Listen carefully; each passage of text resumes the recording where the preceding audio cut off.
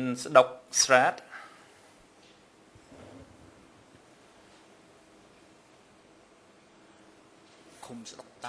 in Duch sub-district.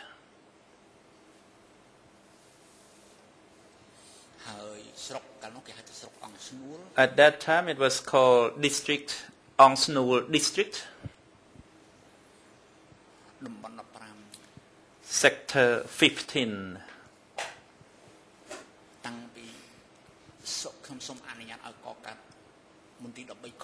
The M13B was allowed when I permitted its creation, and it remained at that same location.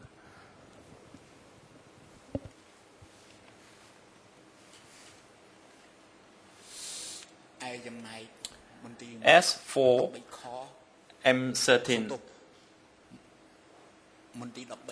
M13A, where I managed, had moved a couple of times.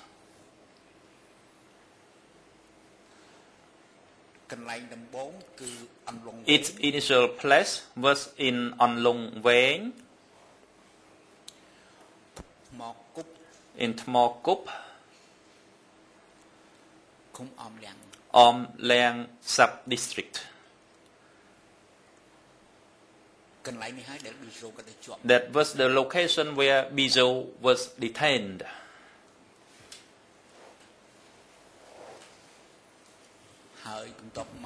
Later, I relocated the office to a location called Tul Swai Mies or Ta Liu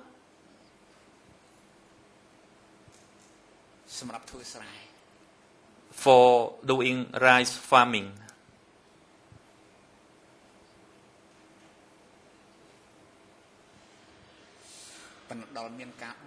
However, after the riot and the prisoners escaped,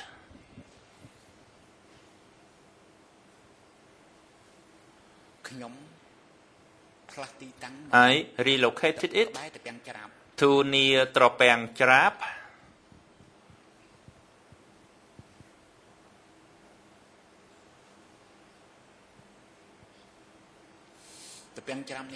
Tropang Chrap was the last location of M13A.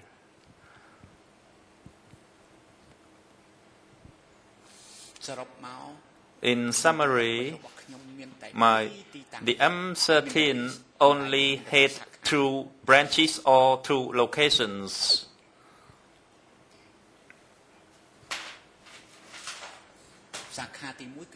The first branch was M13A, which was my office,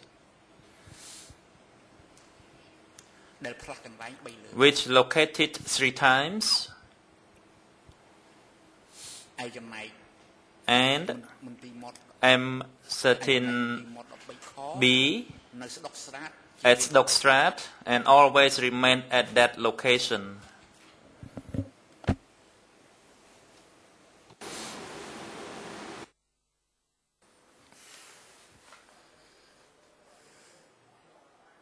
Judge Laverne, yeah.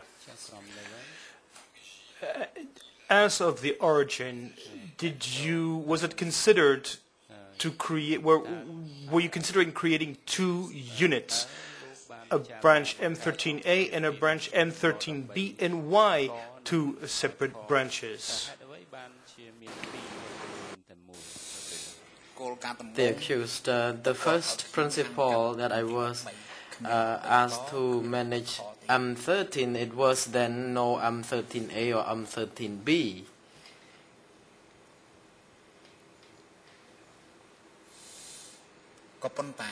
However, I noticed that some people were released. So the people who were released would have been taken far away from the people who were detained and smashed.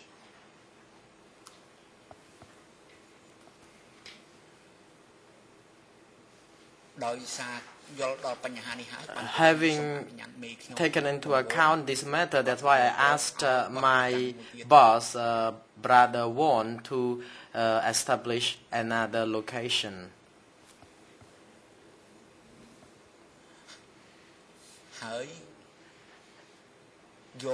Then my deputy chairman, Comrade Sum, was asked to become the chairperson. His first name was Ho Kaing.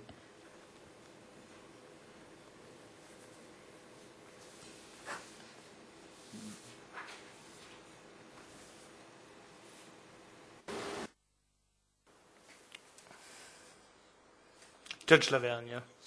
So, if I've understood properly, at the start there was only one center, which was called M13, a center from which the detainees were released. But if I understood correctly, it was a rather special form of release because, unless I did not understand properly, you said that they had to be brought far from and then executed. Is that what I understood, or is that an error?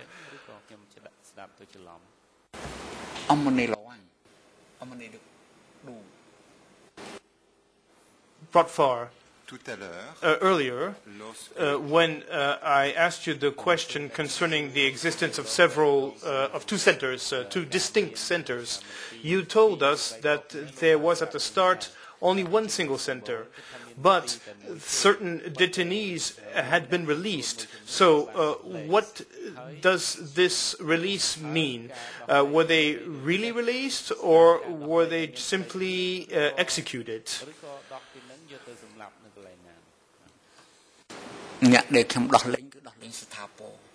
The accused, the people who were released was released without being rearrested, and only this release could be done from the permission. Because I asked the chief of the zone already to have these people released.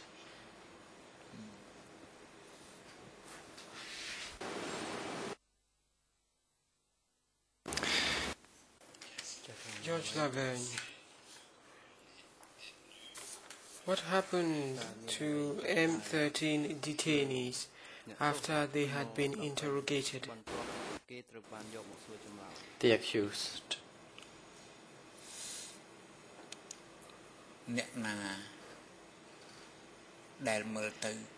People who were pursued that could not be released, the interrogation normally took place by way of tortures, and finally they were smashed.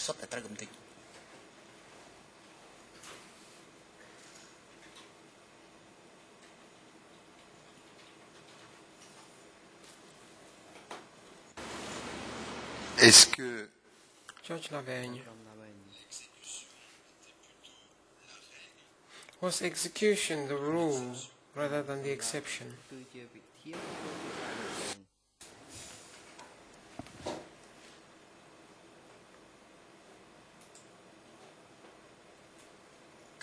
The accused. The smash was the main principle. Whenever the zone decided, then the police office had to implement the decision. So the smash was the permanent principle and regular principle.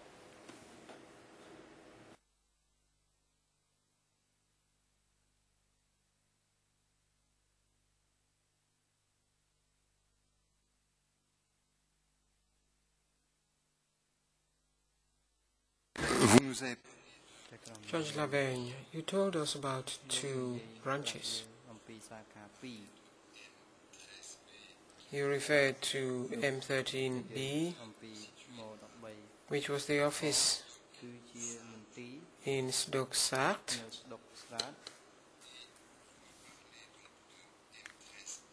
You're telling us about M13A, which was located in different places at different times. Were there any other security offices under M13? If so, in particular, did you hear about an office called M99? The accused. M19 was seen. I saw M19 in the book, and I did not know what M99 was.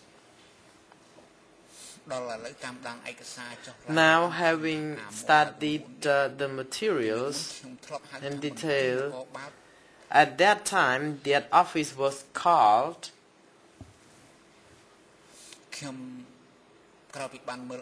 after reading some documents, I noticed that this office was one called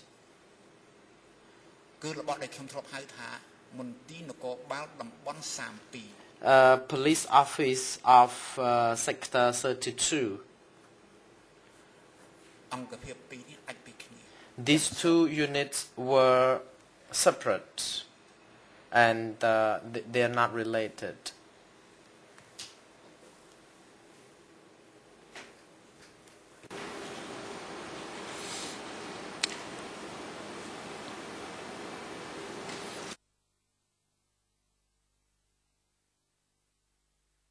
Duch,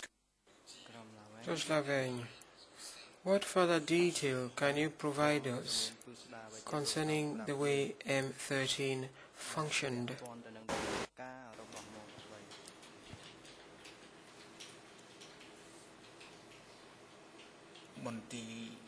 The accused. M13 first task was to receive people who were arrested and to be interrogated.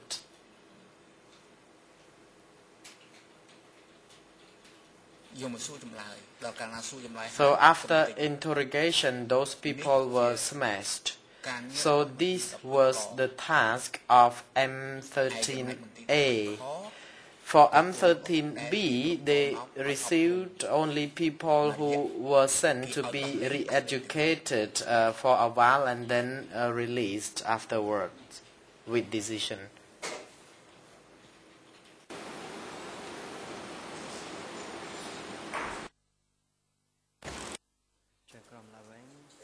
Duch, can you describe the detention conditions in M13 for us? The detention condition was tough because there was no medicine, and ultimately in 1974 people only ate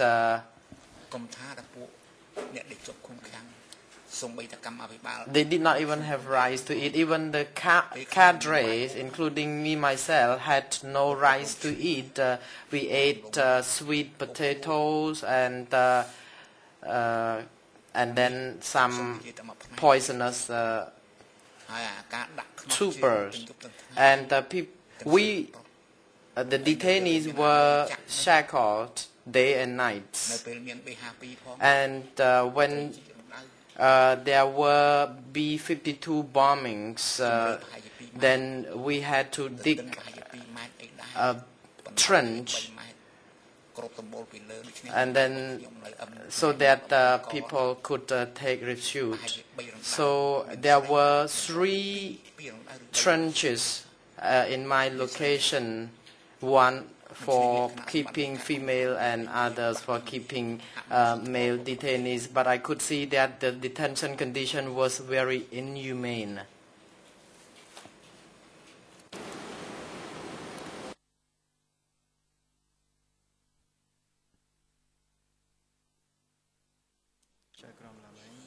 George Laverne, I am going to read from a note which was attached to your interview of the 3rd of October 2007. This is under document number D21. This is on page 12 of the French version.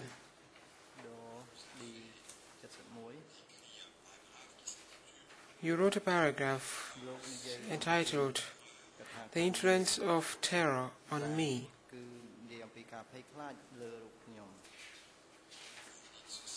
And you say the following: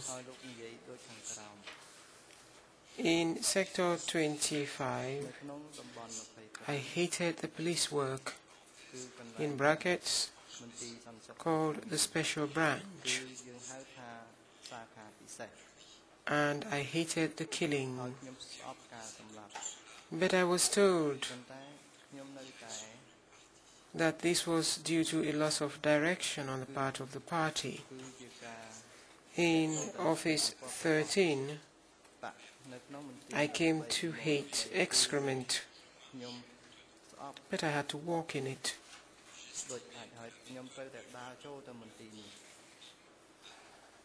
D. Mim An's fighting method, that is, suicide by hanging, was not good. I did not wish or dare to fight openly as Hu Yun had done when faced with Tam Mok and Pol Pot. I tried to resolve matters by my own means. His means, firstly, ensuring that I could seek and find the truth of confessions, but I had no way of ascertaining the truth, which terrified me when I reported the answers contained in the confessions. Secondly, I asked Von Vet to free people who had been sent by other people. I was only able to release 8 of those, of whom I remember only 6 names. Thirdly, I asked to share or split Office 13 into 2. The first would be 13K at the foot of the Peace Mountain, where detainee work details were sent to plant rice. There was an escape, and all the detainees were able to break free and escape. The second was Office KH, which was in Sdok Srat village in Sdok Tau district, which kept detainees for some time before they were freed. As I had done so much to seek the truth, Tam Mok became annoyed with me in respect of a cadre Prakson or alias Pot who came from Hanoi. Fifthly, I asked for the release of somebody in the southwest, which turned out to be very difficult. The freed person was Ham Hin.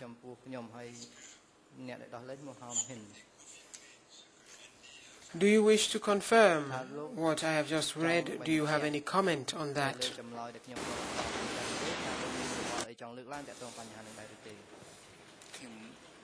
The accused, I would like to confirm with one word only. The term 13A as read by Your Honor. At this time,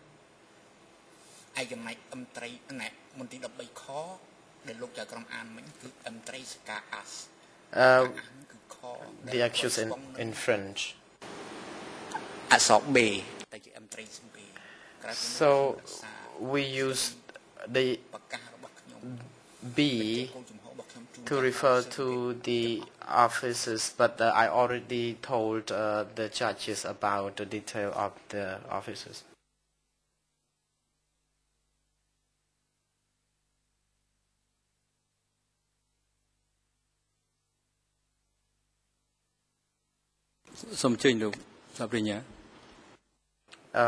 The President, the prosecutor, you take the floor.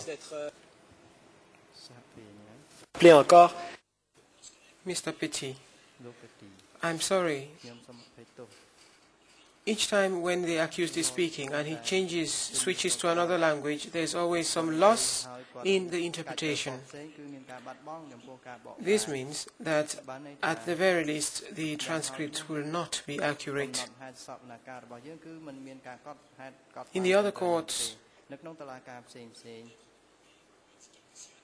as in the other courts, if a party or a witness or anyone else intends to switch languages, he should inform this in the interpreting, as happened in what the accused responded, at least for the English.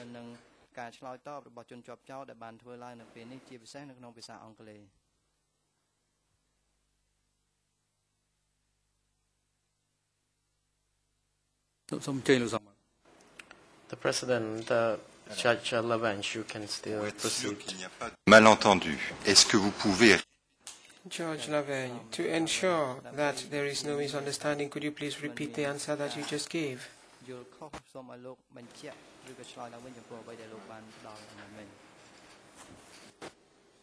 Je vous avais demandé de dire si vous aviez des... Judge Lavange, I asked you whether he had any particular comments with regard to what I had just read out. In particular,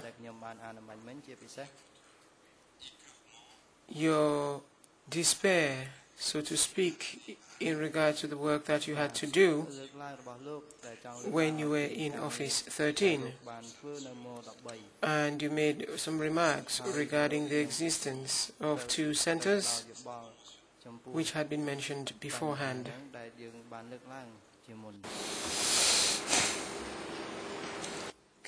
The accused, I do not understand the comment by the co-prosecutor, and I also do not really understand the additional questioning by Your Honor. Could you please ask again?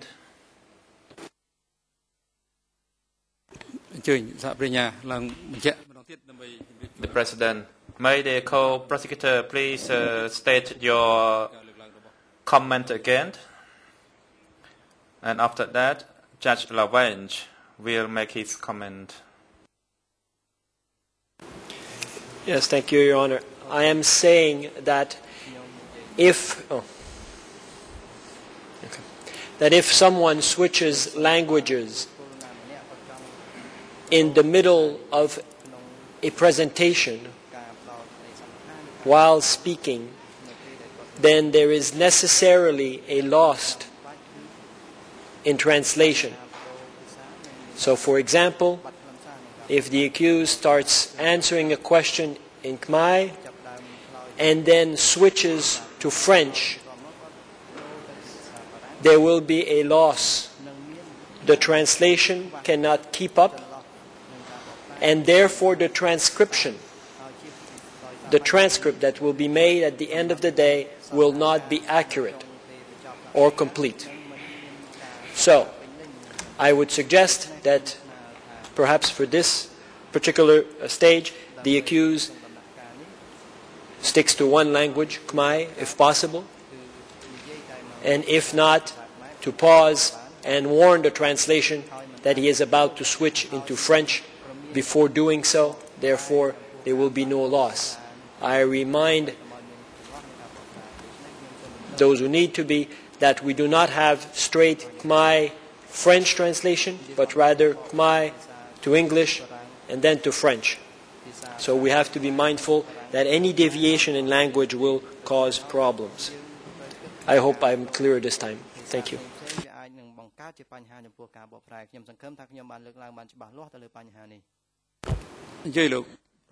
The President, the Defense Counsel, Mr. Rook, the floor is yours.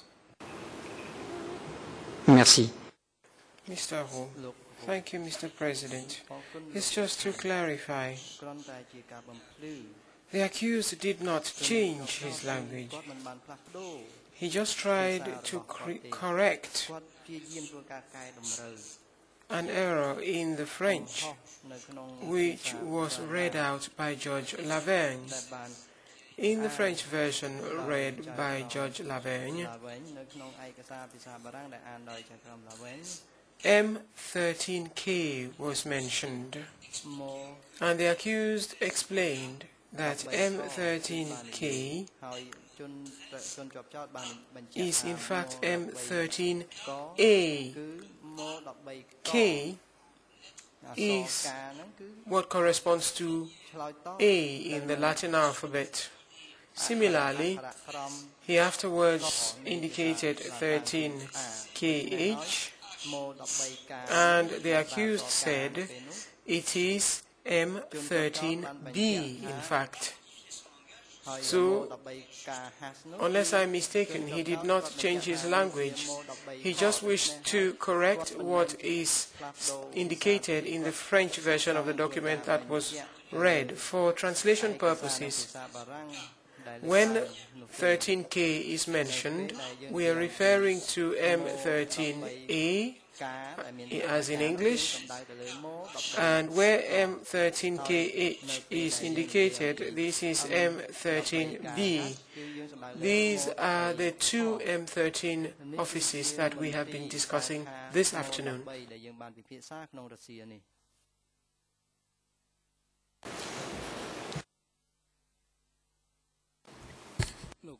The President, the co-prosecutor, do you have any further comment? The floor is yours. Merci, Monsieur le Président. Il reste que... Thank you, Mr. President. However, during his testimony today, the accused answers questions in part in French, and there was always some loss. So I repeat my comment that the accused or any other person should remain within one language and just one translation, the translation if he wishes to make corrections in another language. Thank you.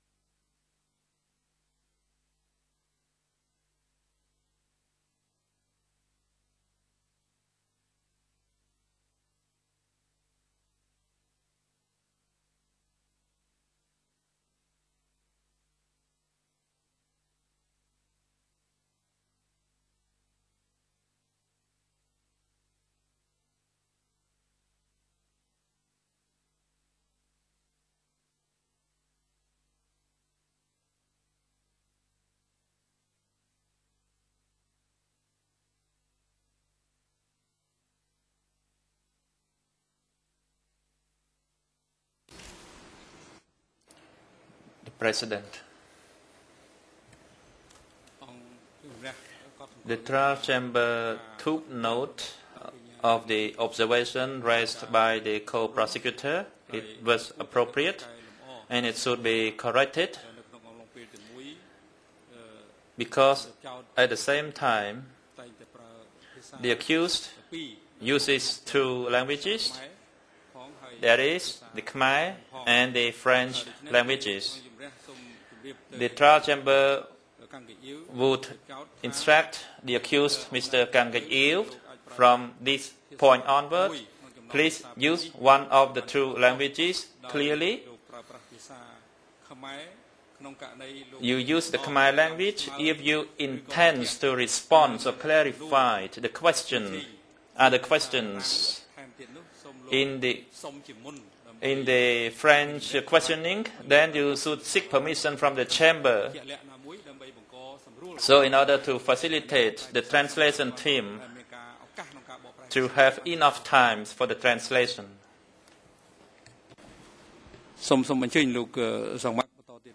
The President may, Judge Lavange, please continue.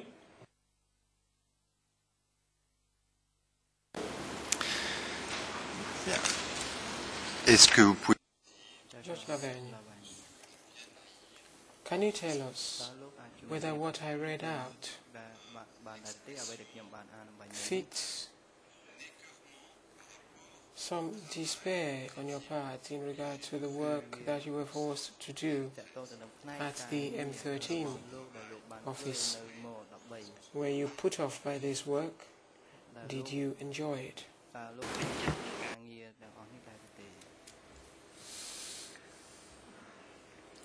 The accused.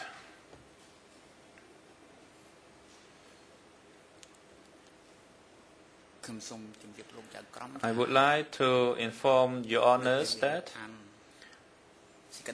when you read my statement, my earphone was interrupted. That's what happened. However, if I were to respond to you at this time, whether I was satisfied with that job, I was not. But it was not. It was unavoidable, and I hate to do it. I had pretext to ask Von Waits to punish me or discipline me because some of the detainees fled, but he did not imprison me. And he kept sending more people to be detained, interrogated, and smashed. So probably that was my fate to do that job. And I recite the poem just to comfort myself. That's what I informed your honors in the morning. To sum up, I could not have anything else to do besides doing that job in that place at that time.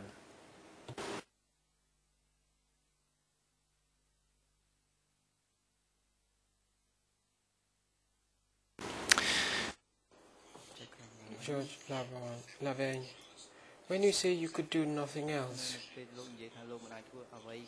did you at all consider doing something else? If so, what?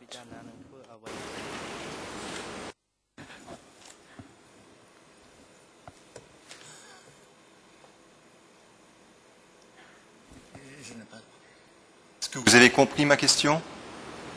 Non. Did you understand my question, says Judge Lavergne? You said you were forced to do this work, that you did not have a choice.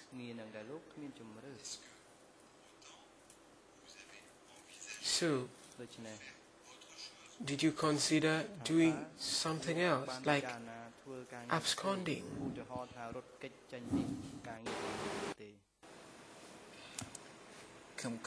The accused. I did not think of any other choice other than following their orders so that I could survive. Never. So I never thought of any other means to avoid this.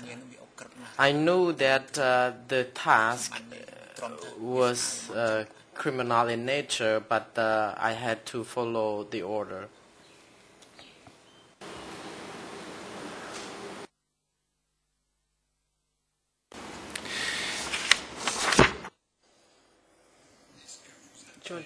Judge Lavergne,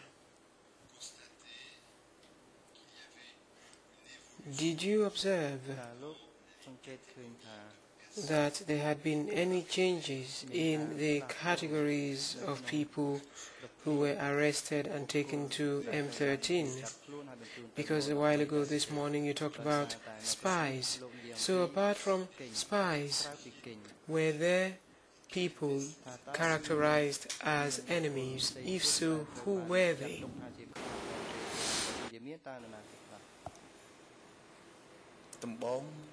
The accused first, the people who came from Lulnol territory were called the spies.